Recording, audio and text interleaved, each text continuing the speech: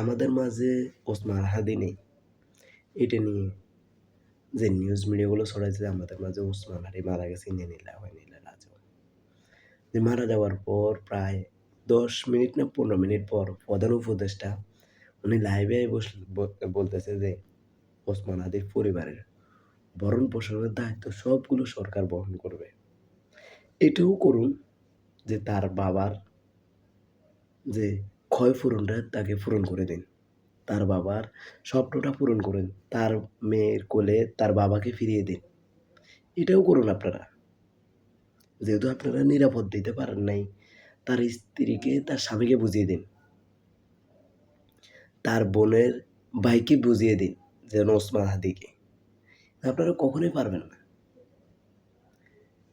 পারবেন না কেন? আপনারা অযোগ্যগুলোরে চেয়ারে বসাইছে জনগণে, আর যোগ্যগুলোরে বাইরে রেখে দিয়েছে।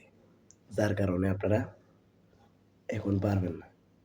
এই যে 3.5 হাত মাটির তলায় রেখে আসছেন, মানুষ বলবে যে আমরা হাদি, দেখবে 1 হাদি মারা গেলে লক্ষ হাদি ঘরে আছে। কিন্তু দেখবেন যে 2, 4, 10 দিন গেলে ওই হাদিকে সবাই ভুলে যাবে।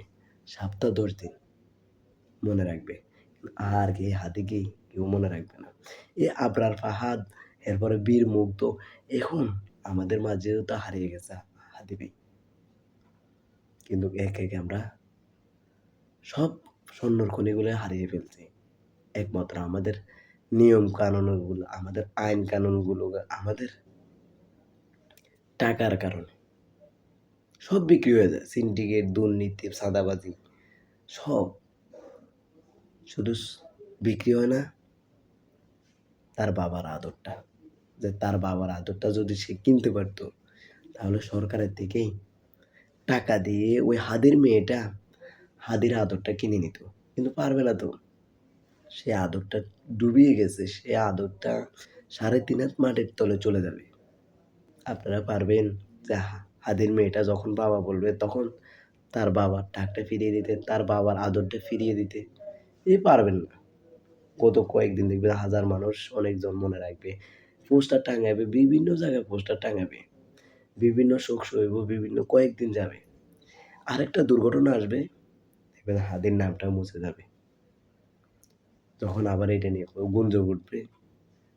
আমাদের সাংবাদিক ভাইদেরকে বলুন যে কোথাও আগুন লাগুক বা কোনো দুর্ঘটনা হোক বা এক শিশু একটা মারা যাক বা একটা শিশু খাদে পড়ে যাক, এইগুলো নিয়ে সব নিউজ মিডিয়াগুলো যাবে।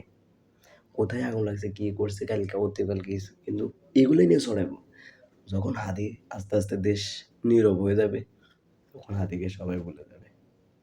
এটা হয়েছে, অহরহ হইতেছে।